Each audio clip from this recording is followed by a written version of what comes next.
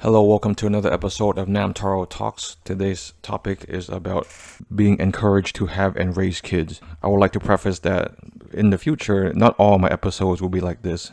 Yes, I know it's a newer chapter of our lives, but I still have many other topics, many other things to talk about. It's just that I tend to talk about topics that are, I guess, sometimes more recent or more easily flushed out on paper and organized as ideas.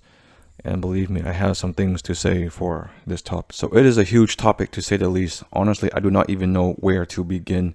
However, I guess if anything, you can start with pretty much milestones in life, Like as you grow up, you're supposed to go through all the stages of school, elementary, middle, high school, and certain stages of development and certain achievements and milestones and goalposts that you need to reach. Maybe get a diploma, get a degree, get a job, get a career, get your own place, find someone, commit to them, build your life with them, and eventually, hopefully, have kids. And that is not the direct trajectory for everyone's life, nor it shouldn't be. And there shouldn't be a certain time frame that you have to meet all the time either, because life throws curveballs at you. Sometimes some people are accelerated, or they're stuck in a certain phase for a long time, or they skip certain phases, or they backtrack to another phase.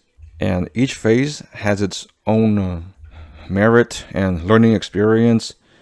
Pretty much something you have to get out of it. You can't just go through a phase, go through a stage, just go through the motions, just do what's expected of you, do what's right in front of you.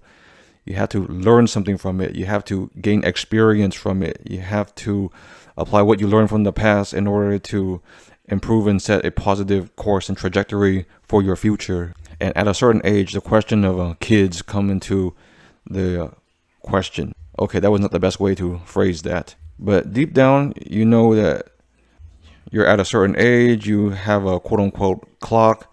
You watch what your peers are doing. You watch what your parents did in the past, what past generations did, what people in your community are doing. It's not really a peer pressure thing, but it's like, okay, that's what's the next step in life is. Do I have all my ducks in a row? Can I hold my own? Are things as balanced as possible? And I can guarantee most of the time it is not. Only if you're super lucky, then it is. Sometimes in order for it to be that way, many things have to line up. And when things do line up, maybe you feel pressured about how fast or how early you should do it. Maybe thinking, okay, I reached these milestones at my early or mid 30s, but what if I did it in my early, mid, or late 20s, like everyone else is, or like my parents did? Or should I have been able to do that instead? What could I have done different? What should I have prioritized more? Maybe I should have gotten certain things out of my system, all the traveling and partying and learning and having fun and going out, before I quote-unquote settle down. And what is settling down anyways? Is it having an SUV or a minivan in the suburbs? It doesn't mean a boring lifestyle or a stable lifestyle or keeping up with the Joneses and having the same furniture and appliances from Costco like everyone else. But I think it's more like a foundation, something that you can come back to, come home to. Before, you were like the wind, you were thrown off course, you're all over the place, you don't know where life would take you.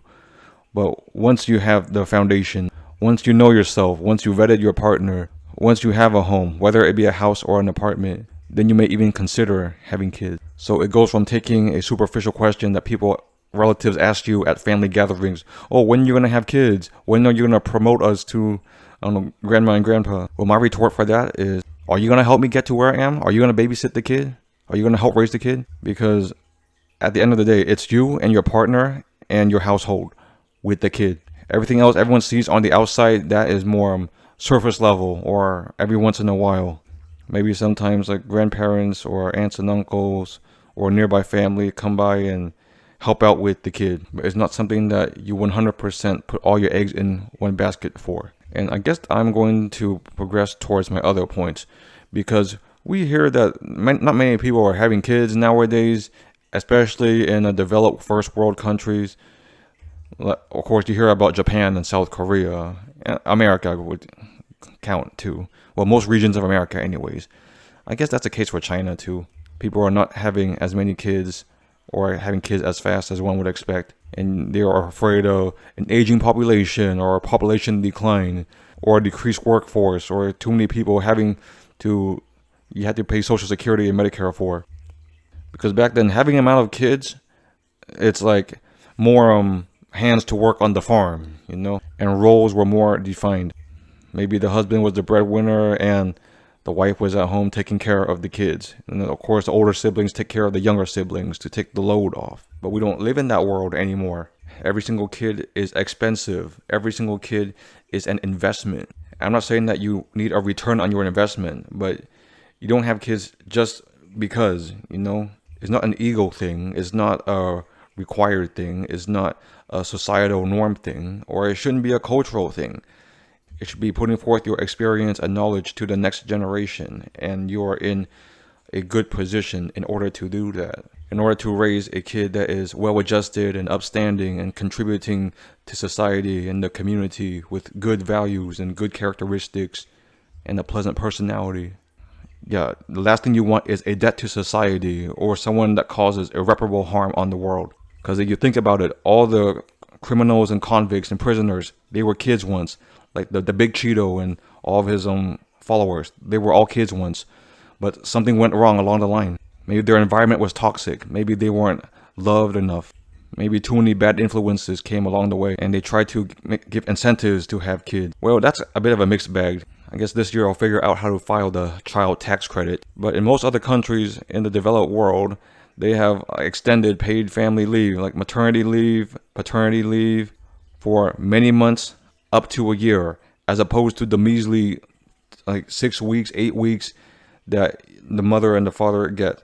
And that's only if you are employed, unless you apply for a state leave. But then you will have to prove that working would interfere with the bonding time of your kid. I don't remember the story of how it completely panned out, but either after my brother or I was born, I forgot who, my dad asked his employer for paternity leave. And his boss was like, your wife is the one who was pregnant or gave birth, not you. She's the one who needs to recover. In retrospect, that is absolutely terrible logic. Because having a kid, well, you go to pregnancy is about 3 months. 9 months. So 3 trimesters. But of course, having a kid is going to be challenging. But the first 3 months is supposedly the most challenging. They consider it the 4th trimester. Not to mention the woman her body has to recover. It's not like you give birth and then you're completely fine right away, because a quote-unquote traumatic experience happened to your body and your body needs the time to readjust. But in the meantime, you have to have a new routine and attend to all the kids' needs, all the crying, all the breastfeeding, all the milk, all the interrupted sleep. And that is not just a mother thing. That is a family thing. Yeah, maybe the mother could do it all by herself, but it would be very difficult and stress the heck out of her. Therefore, she needs all the support she can get, whether it be from her parents or the in-laws, but especially her partner. So if they downplay paid family leave, like paternity, maternity leave, that is just disrespectful and have no regards for new parent. Because a kid, when he or she is first born, they are very fragile, very delicate, very vulnerable. So it's not like, oh, life goes on, I'll just go back to work. Not to mention that you need to have the infrastructure in place when the kid comes into the world, or you have to build it as fast and as efficient as possible once he's here. So you have to get both nature and nurture under control. Actually, your nature's out of your control, but you're fully responsible for nurture. Yeah, I know I'm jumping all over the place as usual. I go on tangents, but I guess the main thesis is, like an essay, is that if they want to encourage people in society and communities to have kids, they have to make it more supportive, easier, more incentives, more productive, more encouraging, because having kids is expensive. All the kid-specific stuff, all the food, eventually when they grow up, like tuition, or if you do go to private school, and infrastructure and trips and toys and clothes and shelter. I mean, you do not have kids to make a profit. If that's your objective, then you're in the wrong business and something's wrong with you. You have kids because there's something intrinsic or fulfilling, maybe even dutiful, something duty bound. However, it seems like many places you turn nowadays, it seems so punishing and discouraging and pressured to have kids, feeling like there's little to no support. I can't 100% confirm in other communities around the world or how it was back then, but people do say that it takes a village to raise the kids. Yeah, I read autobiographies of people, and they say back then maybe the kids in the community like play and hang out in the neighborhood, but there was like a designated auntie or neighborhood watch of that day to keep an eye on the kids and make sure that they're okay and come home safe on time and don't get into trouble or engage in conflict. Because nowadays, everyone's kids, it's like walking on eggshells, a sensitive matter, or ticking time bomb. Like the kid's held up on a pedestal, like he or she can do no wrong. Like back then, if the kid misbehaves in school or gets bad grades, and it's on the kid, and the parent's supposed to help the kid. I mean, I don't know myself, but I hear nowadays the kids are more out of control, and the parents, they just disregard it or they blame the teacher and the school. Yeah, the last thing you would want is to raise a kid that is entitled or narcissistic. I know a personal story of a teacher who had this huge problem child in her class that he would disrupt the class every single day, disrupt the learning experience, disrupt his peers, completely disrespect the teacher. She pretty much divided most of her attention just dealing with this kid, and she wondered why the kid was even in her class in the first place. Like, he didn't want to take that class, he wasn't interested in the subject, but due to some school policy he was stuck with that class. And the teacher, she went to the administrators for support, to help to try to find a way to remedy the situation. However, the kicker is the kid's mom knows the ins and outs and bureaucracy of the school system. Therefore, it was not easy to discipline the kid or take the kid out of the class. So the teacher was stuck with that kid pretty much, and it takes a toll on her. It takes a toll on her mental health. Yeah, that's another tangent, but why are we nudged and encouraged to have kids? That is the kind of product that you bring out into the world. Like, his mom could easily discipline him at home, maybe whoop his butt a couple of times or ground him. But no, she has to exploit the system and make it a huge burden on the school administration and the teacher. At the end of the day, nobody wins. The kid doesn't win, his mom doesn't win, the school doesn't win, the principal doesn't win, the teacher doesn't win. Nobody's happy, nothing productive gets out of it. And the thing about America is that you feel like, oh, you have to work hard, you gotta keep working, work.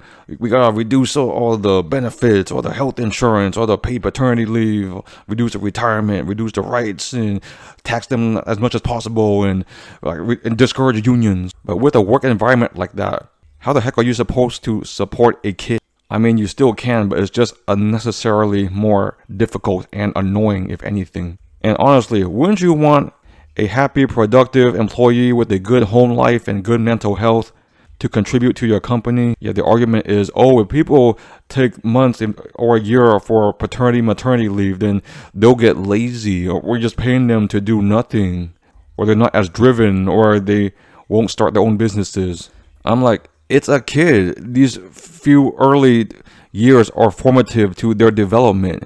It's a small time window that you cannot get back, that you need to get as right as possible. And you are going to grind the average American down to a fine powder, to stretch his finances, to give him like bad living environments, maybe bad neighborhoods or messy homes, maybe two parents who are working, not enough time with the kids, not the best food for the kid. Not to mention daycare and babysitters are expensive too. And there are a lot of variables and liabilities there too. I mean, you hear stories of babysitters who abuse kids, or kids who get sick at daycare. There was a story where one daycare organized a kids fighting ring, or one kid stumbled upon some fentanyl at the daycare and died. Honestly, anything can go wrong. Anything can cause more stress. And many things are out of your control. And despite all this, society is telling you to have more kids. Have more kids for what? Like, to be a drone, to be subject to an education system that is a century old, to become a factory worker, to become an employee, to become indoctrinated and not have critical thinking, to either be jaded or deluded, or to be selfish and not give back to the community or contribute to the country, or to be a drone or have the individuality grinded out of him, to be a cog in a machine, to be one applicant out of hundreds and not thousands for the very few positions. And that's assuming that every kid goes through the normal phases and stages of development and develops at the right emotional and intellectual stages accordingly. But that's not going to be the case. Some are gifted, some are early bloomers, some are late bloomers, some have behavioral problems, some have health problems. Some health problems are temporary, some are chronic. But anything that happens, the parent is worried, I mean, you brought this life into the world, so you are responsible for it, or at least you should be. So if something goes wrong or something is out of your control, you have to try your best to assuage and rectify the situation as best as possible. And while I'm at it, I might as well make my stance on abortion. And go ahead, evangelical Christian, you can come at me. Though I don't think ICE will come after me for this. I am not saying that everyone should get abortions whenever they want, for any time, for any reason. But it should at least be on the table. Like getting pregnant, it is a social responsibility. Of course, you have to vet the partner. You have to develop a relationship, a bond with them, and build a foundation with them. See if there will be a good father or a mother. However, to restrict abortions, to ban it, to make it as punitive as possible, as unsafe as possible, that is just criminal and inhumane. I mean, I don't care if it's like conception when it's the first zygote or the heartbeat rule, 8 weeks, 16 weeks, I don't care. If the parents are 100% in an absolutely poor, terrible position, not ready, not mature enough, not stable, you want to bring a kid into that environment? Or if the kid is at risk of birth defects or being premature or have genetic conditions, and it would cause undue stress upon not only the parents and the family, but society and the government as a whole. Or if the birth risks the health of the mother, or the pregnancy was out of, let's just say, undesirable condition. Are you going to ban abortion for that also? And the clinics that do provide abortion is not the only service they provide. They do a lot of women's health and information about a whole bunch of other stuff too. So I don't know what kind of warped thinking or religious dogma that you've followed for your entire life, but to be as unforgiving to absolutely no abortion, whatever, that is absolutely terrible, abhorrent, if anything. Not to mention hypocritical if it happens to someone in your immediate circle or family, or even yourself, and you require, or your partner requires an abortion. So it's pretty much like abortion's for nobody except me and people I know and like. Okay, so once you bring the kid out into the world, nurture is important. Stable home environment is important. Good parental figures are important.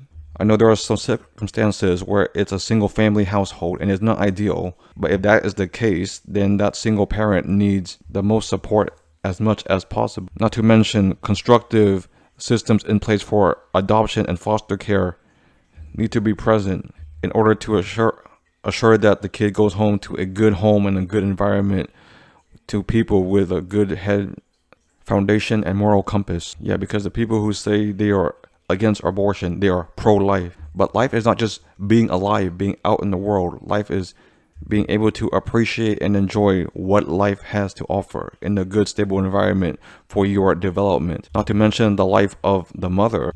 Her life matters too. Yeah, I know I went on to another abortion tangent, but then it brings me back to this news story where the woman, she was pregnant and she got brain dead, but due to the state's law, they purposely kept her alive because they want the baby to develop, even though the baby was at a high risk of prematurity and developmental defects. And that's exactly what happened. The baby was born at 1 pound. Maybe even labor was induced earlier because the mother, she was literally in a coma and her body was supposedly rotting. Not to mention every day she was in the hospital. The state didn't pay for it. The government didn't pay for it. Her family had to pay for it. I'm pretty sure insurance or United Healthcare wouldn't want to pay for it. And these weren't affluent people with financial stability. This was the average American. And if it happened to them, it could happen to you. That woman's family wanted to pull the plug, wanted to take her out of the coma because they knew that the situation was bleak and the odds were against them. However, the state insisted. Yes, a good thing that these episodes are free-form talk, not really essays that require extensive research and annotated bibliography and MOA citation. And forget about an abstract. But I guess it still goes back to the title of this episode. Yes, you want more kids in the world. However, it should be a good balance of quality and quantity. If they want more kids in the world, why don't they support the parents more? Why don't they make it more affordable? Why don't they try to ease the stress as needed? Why don't they provide better incentives? Or you can get even more macro about it. Why don't they create or provide a world that is worth someone in the world to grow up in? Okay, we're jumping around. I'll get into the news story about this congresswoman because due to the policies passed by her party, she could not receive an abortion and she had an ectopic pregnancy. From my understanding, that is when the zygote or egg, it implants in the fallopian tubes instead of the uterus. However, if it gets bigger there, then you risk death pretty much. Luckily, or even unluckily, she survived despite her party's policy. But she still blames the other party, and she still insists that the policies were good and necessary to be in place, even though it put her own life at risk. That's how warped and twisted the thinking of these people are. I mean, how can you 100% be sure that you are right, that you believe in your dogma so much that you risk the health and life of literally everyone else? Yeah, because at the end of the day, it's the people in power who are very dismissive and ignorant with little to no understanding or appreciation of the socio-economic implications and statuses that their policies would influence parents, young parents, like current parents of preteens, teens, or even encouraging people to be parents. They are completely out of touch and they think, oh, people should be this or that way. I'm like, how would you know? Are you in those households? Are you down in those communities, down in those streets? Do you know how those people live? Have you walked a day in their shoes? Do you know their routine and lifestyle? Are you in their heads? Do you know their mentality, their struggles, their challenges, what they go through on a daily basis?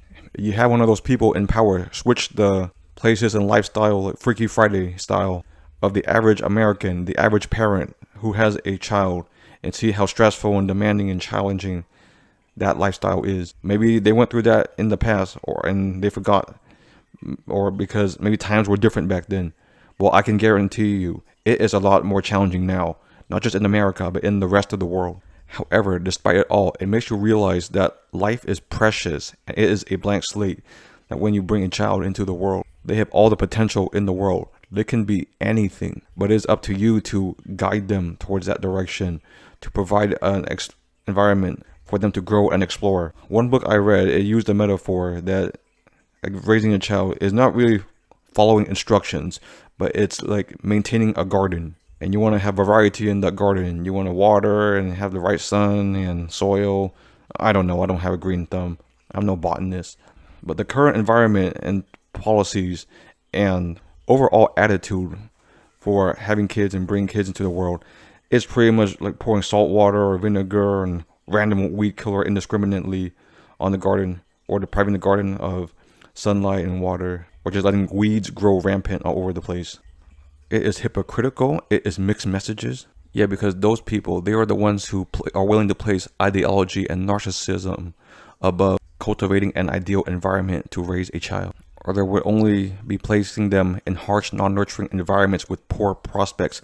So they are doomed to fail to begin with. And they're like, oh, you have to rise above your situation and pull yourself up by your own bootstraps. Well, not everyone inherently knows that. They need to see examples and role models and have the hope, the optimism, have that drive instilled and cultivated in them to get them out of that situation. Or better yet, not have that situation in the first place. And privilege is an undeniable fact of life and society at the current moment. By privilege, I mean it depends on the circumstances and the situation that you are born into. And some are ideal than others. And it's not really a person's fault for being born in a certain privilege, you know? It's literally the luck of the draw. Whether you're born in a boring suburban neighborhood or a small town or a war zone or somewhere cold or somewhere hot, somewhere agnostic or somewhere super religious, in the first world or third world, it's not the kid's fault that he or she is born there, but you acknowledge that privilege exists. However, after acknowledging it, it is their prerogative to give those who do not have the privilege, to give them as best of a chance as possible. I mean, you don't expect some kids in the slum to eventually have the same upbringing as some kid who was born in a mansion. But you have to give him the amenities, the resources, the situation, the chance. However, you're not going to force feed it to him. You're not going to take care of him 100%, but you make it readily available and you teach him, I keep saying him, but it could be a her too. You teach them how to use those resources, how to rise above their situation. And those who have privilege, you gotta teach them how to respect it, how to make the most use of it, how to acknowledge their privilege, and that there are those who are less fortunate than them. And just because you're privileged doesn't mean you're gonna interact and deal with privileged people, other ones, the rest of your life. Like, the world, it intermingles, you know? Or it should be. Like, lower class should interact with upper class, higher and lower socioeconomic levels should interact with each other, or they will eventually. And it shouldn't be looked at with misplaced worship or disdain or disregard. Honestly, some things that you were just born with, that you're just lucky to have. Sometimes you're born with a gift, whether it be an intellectual or athletic ability. Even if I was a little kid and I trained in basketball the best as I can and dedicate 100% and believe in it, I'm not going to be as good as LeBron James. Or if I train in chess as best as I can, I could never be Magnus Carlsen. But if anything, I would like to know that those options are possible. The basketball courts and the coaches and basketballs and hoops and courts themselves are available. Or I have peers to play chess against. It's not just those two activities. It's literally for any activity, any sport, any art, any instrument, any hobby. It all needs to be cultivated because they're all part of the human condition and human potential. What we could do, what skills there are, what have been discovered, what there is to perfect. Because we do need not just be profitable and marketable, but at least productive and fulfilling. You want to be in position to play an instrument, to express your knowledge and appreciation for music. Okay, I don't know. Okay, that word is just hard to say fast. Appreciation. And I'm not talking about only athletic prowess, but at least means to be physically active, knowing the importance of flexibility and strength training, understanding the importance of health. Yes, you want to bring more kids into the world, but you also need to be concerned about what the kid knows, what the kid believes in, what the kid's values are, what they think is important, how the kid will interact with and contribute to the community, the kid's mental health, the kid's emotional maturity, the kids' peer group, the kids' mentors and role model. Long story short, you need to give people a better reason to have kids, and you need to present a much better case than a deteriorating climate and environment, financial instability with loans and inflation and low wages, religious zealotry, or the tech bros of Silicon Valley wanting a technocratic dystopia like cyberpunk setting. It looks cool in the movies, but living in it is not going to be as pleasant because you will be mass surveillance and everything is pretty much a subscription. You need to present a better case than incompetent authoritarian governments, and you will need to embody better traits than narcissism, hedonism, misplaced values and priorities. You want people to be encouraged to bring kids into the world. You need to alleviate or at least make sense of the societal pressure that jeopardizes those kids' mental health and social mobility. Also learn from the past mistakes because hurt adults raise hurt kids, and it is much easier to raise a well-adjusted kid than to heal with therapy for a maladjusted adult. And last but not least, you need to enable and encourage their humanity and creative process and critical thinking and individual expression, not suppress it. Because why should parents bring a kid into the world if that kid is forbidden to be him or herself? I harken back to a small scene in the movie Before Midnight. Yeah, it's part of a trilogy of Before Sunrise and Before Sunset, starring Ethan Hawke and Julie Dunphy. I highly recommend that series.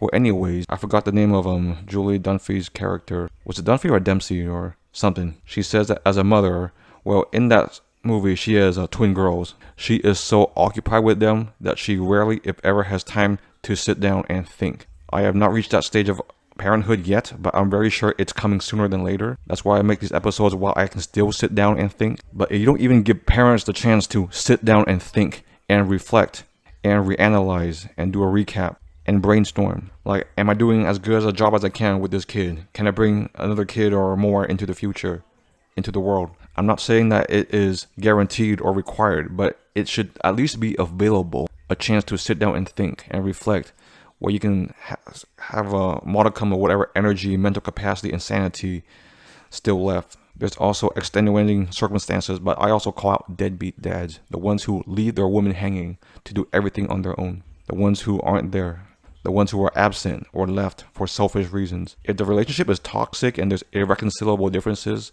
I give them a break. If you honestly try to make it work, then I give them a break. But the ones who just up and quit, like, spoiler alert, Will's father in The Fresh Prince of Bel-Air, that reflects a lot on your character, and you are among the lowest scum of the earth. Not just dads in general, but absent parents, whether it be a dad or a mom. Because when you have a kid with someone, man or woman, or I guess gay couples, man, woman, it is part of the relationship, and it's complex. That is why it's important to know yourself, vet yourself, set your boundaries, understand and communicate with your partner. Oh, vet your partner, not yourself. You should already vet yourself at this point. And you need to be completely honest with yourself and each other. Like, is this what you really want? Are you absolutely sure you can handle it? or you can't handle it at the current moment? Are you willing to try? Are you willing to support so your partner can handle it? Because if you, yourself, or your relationship is on shaky ground, what chance does your kid have? Yeah, society is telling us to, and telling us in the first world countries, Japan, China, South Korea, America. I'm not sure what's going on in Europe. Like, oh my God, I'm so concerned with the birth rates. They're not having kids. Well, maybe the work-life balance is out of whack. Maybe they're super tired. Maybe they are sick of being burnt with failed relationships and interactions. Maybe interactions are difficult in this day and age with all the technology and the smartphones and the social media. So instead of reprimanding and pointing your finger at young people to have kids, why don't you make a better world environment so that people would want to have kids and be comfortable with having kids in the first place? An environment or situation where kids can thrive and become successful and actualize, get to the top as of Maslow's hierarchy of needs. Well, I am surprised that this was a relatively productive episode. Yes, I know I went on tangents with the news stories.